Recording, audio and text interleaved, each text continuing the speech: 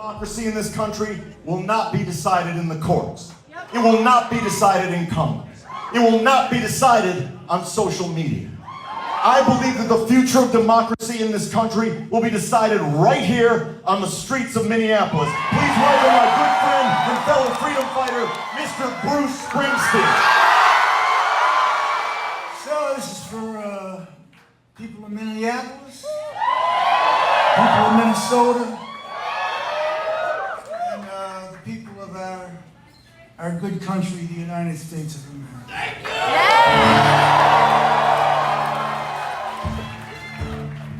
Yeah.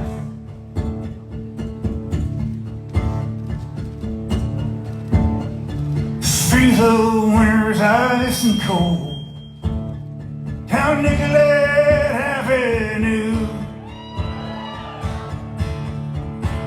the city of flame for fire and ice, neath an occupier's boots. King Trump's private army from the DHS, guns belted to their coats, came to Minneapolis to enforce the law, or so their story goes.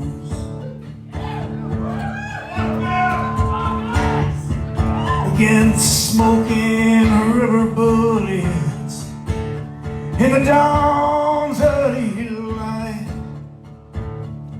citizens stood for justice, their voices ringing through the night. And there were bloody footprints where mercy should have stood.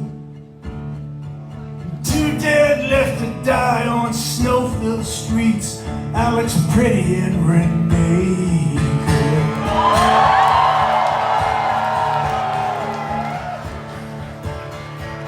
Oh, Minneapolis, I hear your voice singing through the bloody mist. We'll take our stand for this land and the stranger in our midst. Here in our home, they killed and roamed in the winter of 26. We'll remember the names of those who died on the streets of Minneapolis.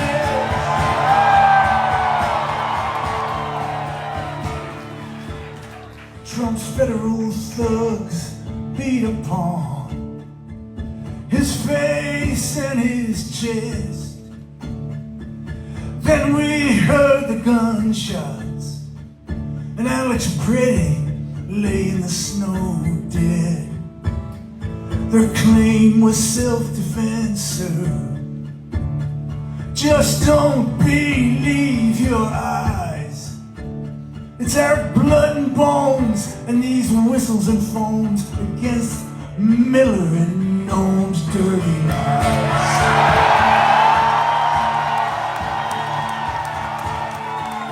Oh, Minneapolis, I hear your voice crying through the bloody mist. Remember the names of those who died on the streets of Minneapolis.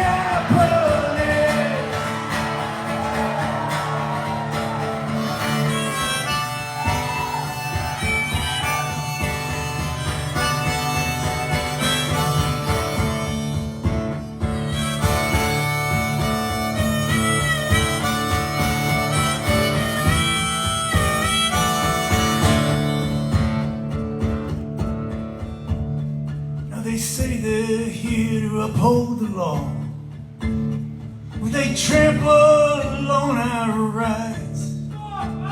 If your skin is black or brown, my friend, you'll be questioned or deported on sight.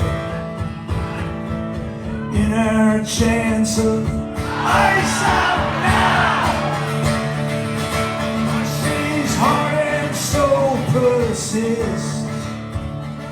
Through broken glass and bloody tears on the streets of Minneapolis. Oh, Minneapolis.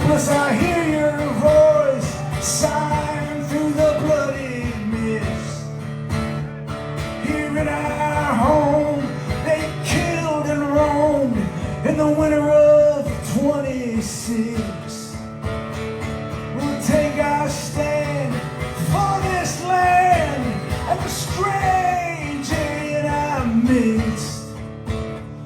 We'll remember the names of those who died on the streets of Minneapolis. Who will remember the names of those who died on the streets of Minneapolis?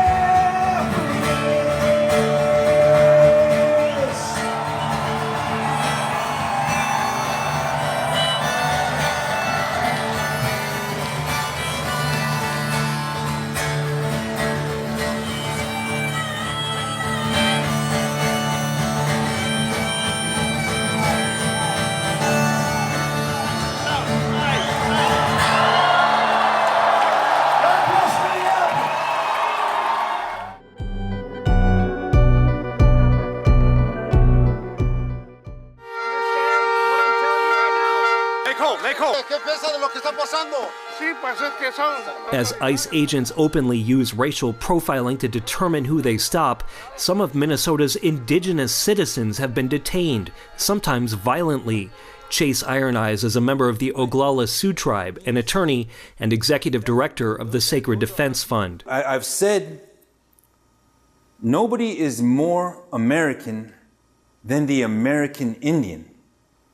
Yet here ICE is executing immigration enforcement violence against the original Americans, the true Americans. And when they're capturing us and violating our rights and illegally profiling us, where are they going to deport us?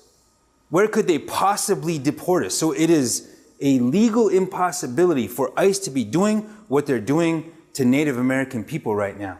There's a Native woman with her nephew, another Native American, driving in Minneapolis-St. Paul area, and they're pulled over and profiled.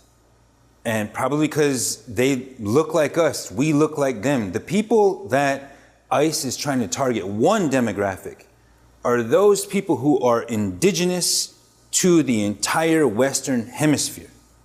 We're citizens. Okay, then show your ID. Get your ID. Show you what the We're native. What are you doing? They pull this family over, and the auntie, the aunt, is doing her best to maintain decorum under those extremely stressful circumstances. Just get the ID. Get the ID. She's complying with everything that the ICE officers are stating, and they're asking for her nephew's driver's license. He's driving, he's 20 years old, so he's having a hard time finding his license. At the same time, ICE is using a facial recognition technology, and they're scanning his face, and they begin to beat him, physically attack him and assault him. And this woman, I don't remember her name, but she's looking in to the camera, and she is calling out for help. Let him scan your face. Why'd you hit him? No! Stop! What are you doing? No! Why are you hitting my nephew? Okay. Hey, out there. Stop! Okay, back out! Back out! No! Do not move. Do not move. Do not move, okay? The violent arm of the state, which is ICE at this time, is staring her down, and they begin to beat her nephew, and she begins to cry. And by the end of it, they scanned his face and found out that he is a United States citizen. I got a call from a councilman from the Oglala Sioux tribe, and he says, "Brother, we're in town, can we meet?" So I go to meet with this certain councilman, and he's not alone. He has 4 other council members that are with him, and they want their tribal members back. They want their tribal members returned, who are also American citizens, to be released. And we proceeded to the detention center because they wanted to gain access to it. And ICE, they knew nothing of these men. But we have eyewitnesses that can attest to the fact that they were apprehended by some uniformed personnel. Now, it is absolutely possible that ICE did not apprehend them, but somebody did. So we're continuing the search and we're making progress. What I can tell you right now is that ICE couldn't identify them. I shouldn't say they don't have them because we don't know their names. We see you, we love you.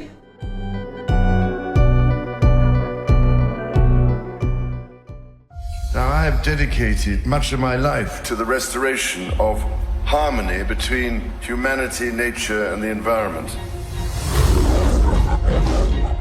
Quite frankly, it has been an uphill struggle. We did become disconnected from the world that we inhabit. And once you become disconnected, you don't think it's your responsibility. And then along comes the Prince of Wales and says, well, actually, that's not right. That was when he started this experiment. The King's Foundation is participating in a landmark documentary chronicling His Majesty's commitment to the concept of harmony. We are nature ourselves. We are a part of it, not apart from it. He was there at the beginning, saying the truth, and ultimately the world could see that he was right. He upset a lot of people in authority, but His Majesty was speaking for a lot of us who just felt like we want to look at things differently. It's not your real future, it's not your children's future, but it is. We must put nature back at the heart of the equation. He has been involved with the environment and nature for 50 plus years, and people have tried to push him off it. Our children and grandchildren will ask not what our generation said, but what it did.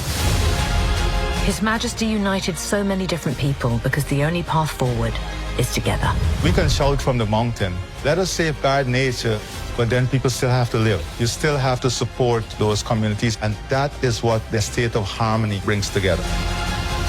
He is the still point in the turning world when it comes to nature. I think we need to follow harmony if we're going to ensure that this planet can support so many. It's unlike it as anywhere else.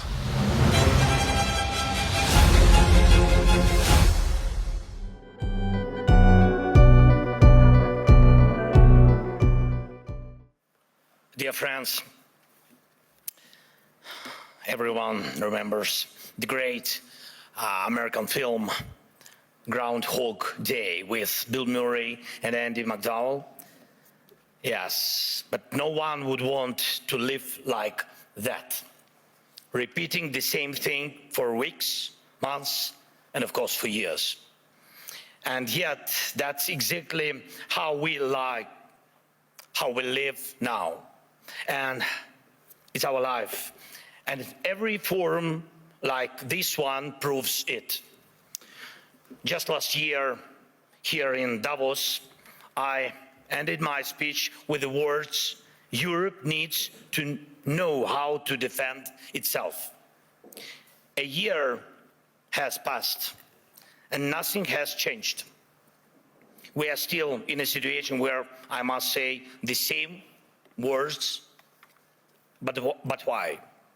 The answer is not just about the threats that exist or may appear. Each year brings something new for Europe and for the world. What's missing? Time or political will. Too often in Europe, something else is always more urgent than justice. Right now, we are working actively with partners on security guarantees, and I'm grateful for that, but those are for after the war ends. Once the ceasefire begins, there will be contingents and joint patrols and partner flags on Ukrainian soil. And that is a very good step and the right signal that UK and France are ready to actually commit their forces on the ground, and there is already a first agreement on that. Thank you, Keir, thanks Emmanuel, and all the leaders in our coalition. But, always but the backstop of President Trump is needed. And again, no security guarantees work without the US. But what about the ceasefire itself? who can help make it happen. Europe loves to discuss the future, but avoids taking action today, action that defines what kind of future we will have. That is the problem. Why can't President Trump stop tankers from the Strait of Fleet and seize oil, but Europe doesn't? Russian oil is being transported right along European shores. That oil funds the war against Ukraine. That oil helps destabilize Europe. So Russian oil must be stopped and confiscated and sold for Europe's benefit. Why not? If Putin has no money, there is no war for Europe. If Europe has money, then it can protect its people. Right now, those tankers are making money for Putin, and that means Russia continues to push its sick agenda. Next point.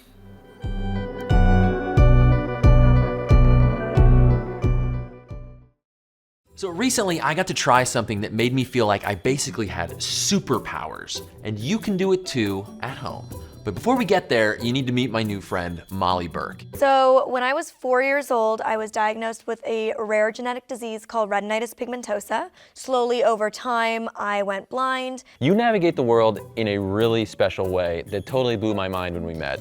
Tell us about it. When I was around 7 or 8 years old, I started taking O&M, or orientation and mobility training. That included passive echolocation. I learned how to pay attention to the sound waves that exist already. We live in a really loud world. There's so much noise out there, we have to be able to filter that information out so it doesn't sound like a jumbled mess. But imagine being able to pick out any one sound and use only that sound to navigate any environment, even one you've never been in before. With the help of a teacher in her O&M program, Molly learned how to do it. So the way she would train me is she would blindfold me, she would put me on a sidewalk with my cane, of course, and I would walk down the sidewalk and she would have me count trees as I walked down the street. So the best way I can kind of explain it is there's sound and there's a lack of sound, but really a lack of sound still makes noise. Wow. We call them sound shadows. It's like there's a whole world out there that sighted people aren't even aware of. And that got me wondering, can anyone learn echolocation? Echolocation is used by tons of different animals, from whales to bats to birds.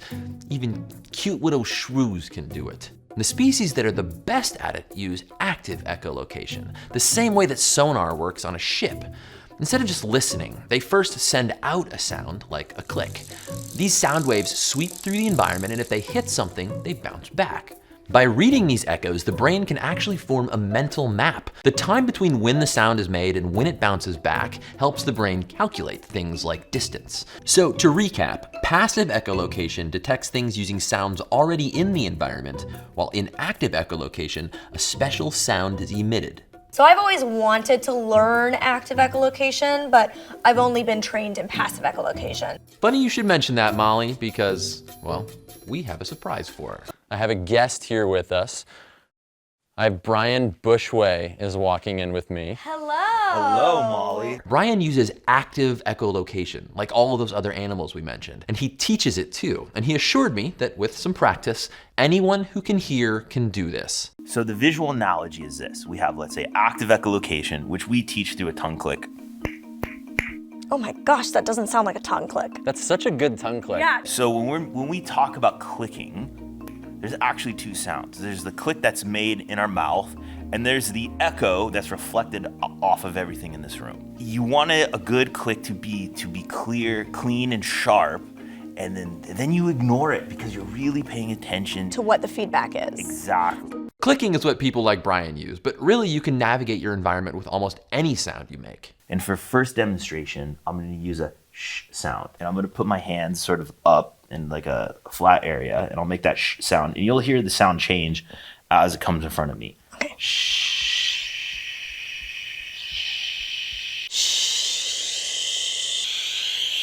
You guys just clearly understood when something was in front of you versus when something was not. You could even hear when another person did this. Once we had some practice with shing, we learned how to tell different echoes apart. Which do you think will be easier to hear at first, the hollow bowl or the flat panel? That hollow bowl I think it's gonna have a pretty distinct sound. Hollow sounds, like what comes out of the bowl, are easy to pick out because the edges work like a funnel. It sends the sound waves back towards you. This hollow bowl will represent entryways. Most doors are placed in alcoves, and alcoves create a hollow sound very similar to a bowl.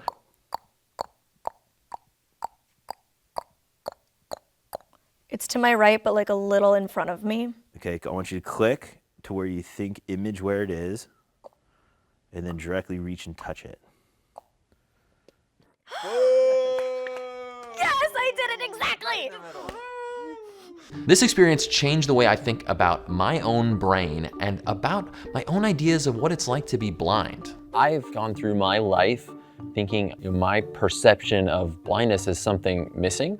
This has shown me that I have been missing and tuning out this other sensory experience that is incredibly rich and can show me different things about my environment that I was just ignoring. And that's the biggest thing I'll take away from this, is it's not something leaving, it's gaining something new.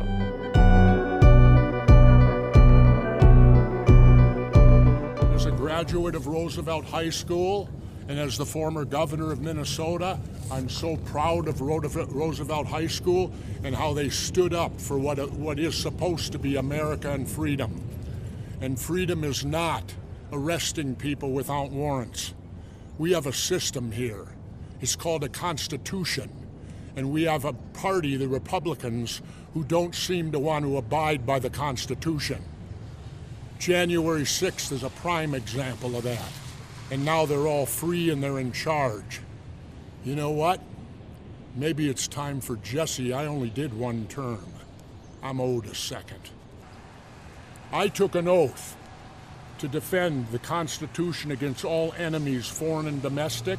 I view after January 6th, the Republican Party is a domestic enemy to our Constitution. I can't get any bolder than that, can I? Just to be abundantly clear about what you're doing, what you wanted to do at the school here today. I just came here today to show my support as a graduate of Roosevelt and tell them how proud I was of what they did of keeping ICE off of this campus. This is a place of learning, and you learn things like the Constitution. You learn about warrants. You learn about things of that nature, and what we're getting right now is violating all that, what kids are being taught. You want to know something? I'll give you a quote. We're a third world country now. You want to know why? I'm an expert. I've been to them. I spent 17 months in Southeast Asia while the draft dodger was playing golf, right? You know how I know we're a third world country? Because in third world countries, they have the military doing their police work in the cities when you walk around. I was in the Philippines the day Ferdinand Marcos declared martial law and went under dictatorship. We went from nobody to a guy with a machine gun on every corner. That's what happens in a dictatorship. In comes the military. That's what's happening here.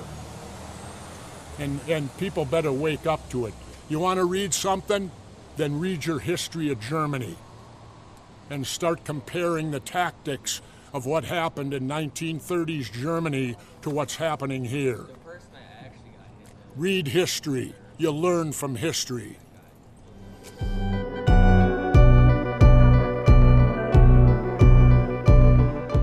We start right now in Virginia, where the Washington Post is reporting the FBI executed a search warrant at the home of their reporter, Hannah Matteson, this morning.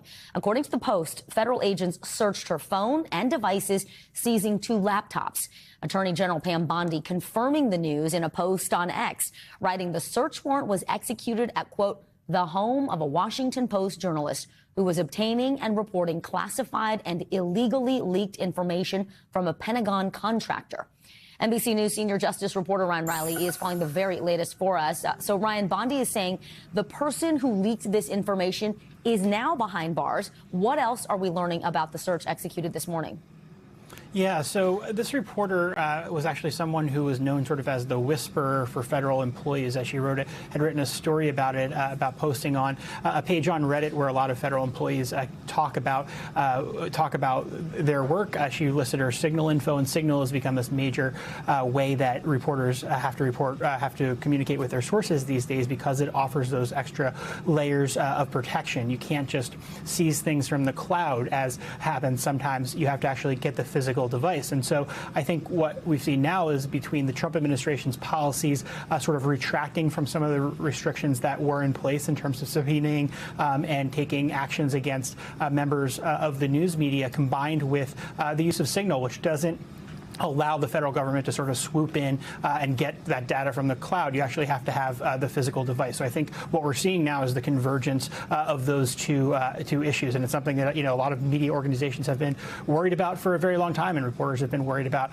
for a long time, with those restrictions being put out of place, and now with these actual physical searches happening of reporters' homes, Vicki. You know, Ryan, according to the Post, this reporter, Matteson, she was part of the paper's most high-profile and sensitive coverage of the Trump administration during the first year of President Trump's second term. What are some of the stories that she reported, and what are we hearing from the White House on this surge?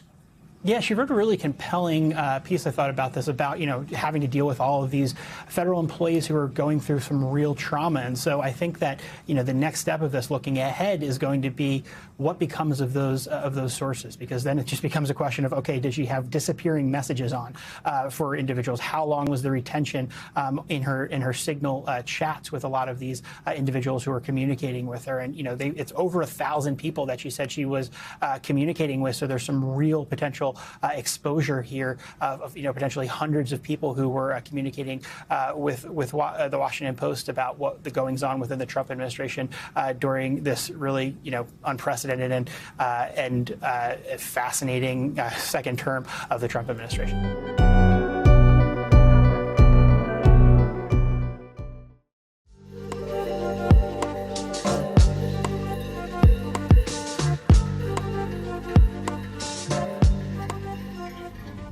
Today I'm in my own country, Switzerland. I'm heading to Appenzell, a very small place in East Oriental Switzerland, and I've decided to show you a very unique tradition from this.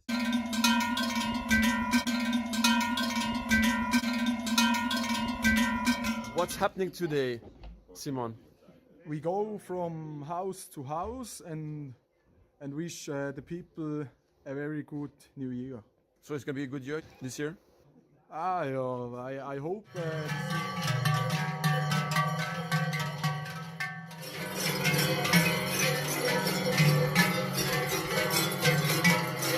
Being back home and connecting with my roots is very special. It's a bit cheesy sentence, but it's okay.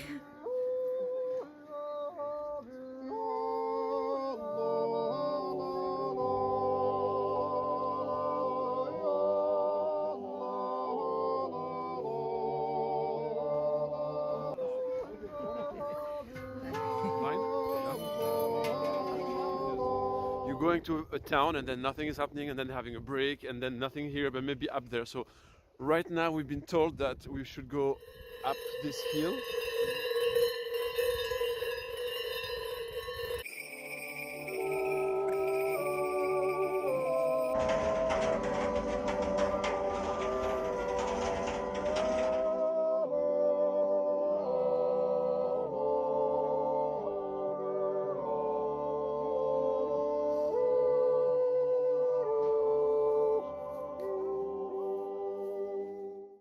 So the history behind this tradition is pretty interesting, because this used to be connected to Christmas, the Advent time, just the weeks before Christmas.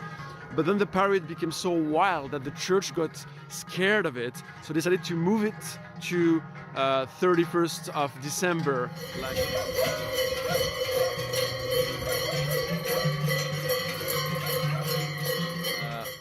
Not everyone agrees on the origin of Silvesterchlausen. Some people say it was about warding off the evil spirits, something you can find in many countries around the world, cultures, where you dress people in like scary outfit and then somehow it's gonna bring luck. But like often, the religion is like taking over and say, oh no, it's not a pagan thing, it's a religious thing. And then religion is like, oh my God, it's too much, we're getting out of here.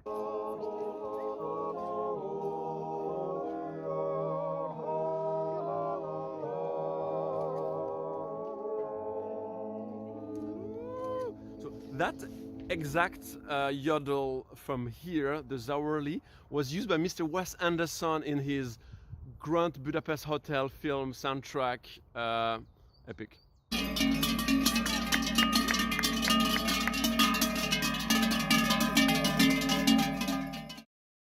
Three groups of characters. You have the pretty ones, schöne, you're pretty ugly, schöwöchte, and then you have the ugly ones, wöchte. So this is basically the epicenter where everyone is drinking mulled wine. It's a very low-key, traditional, even like many Swiss people don't come here, don't know about it. It's like it's a very strange feeling to be here. I don't know, after spending so much time around the world looking at the tradition of my own culture is very special. And because even so I was born in this country, actually I've never been exactly here, and I've...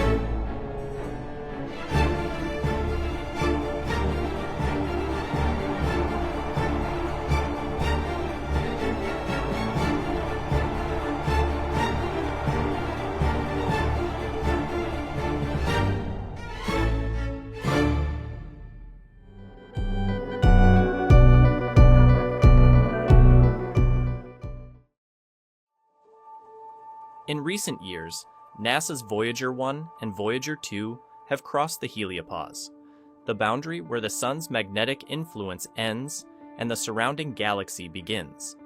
New analyses of their data are now giving scientists a clearer picture of what actually exists beyond that boundary, revealing unexpected structures, particle behavior, and magnetic conditions in the space between stars. These findings are reshaping how researchers define the true edge of the solar system and how our sun interacts with the Milky Way.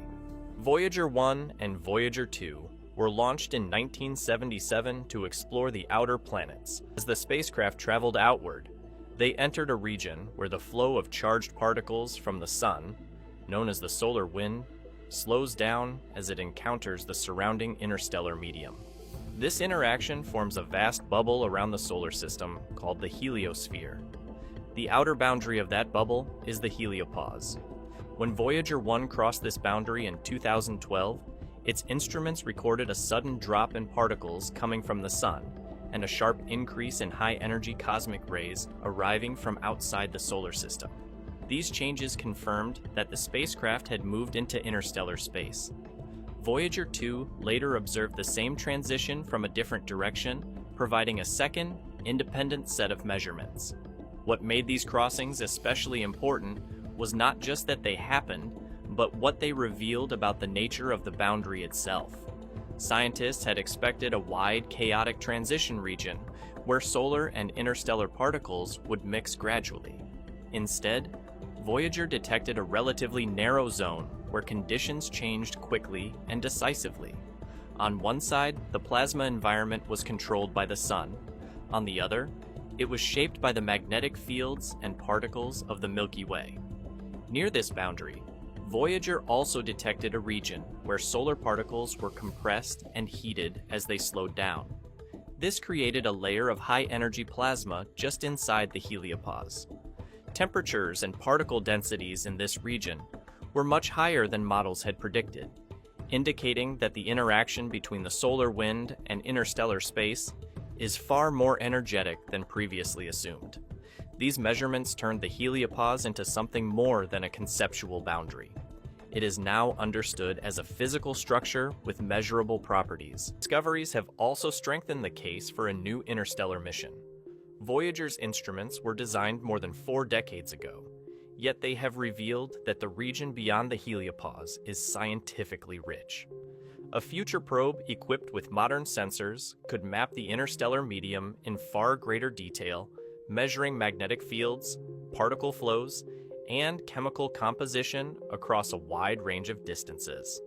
For now, Voyager continues its journey.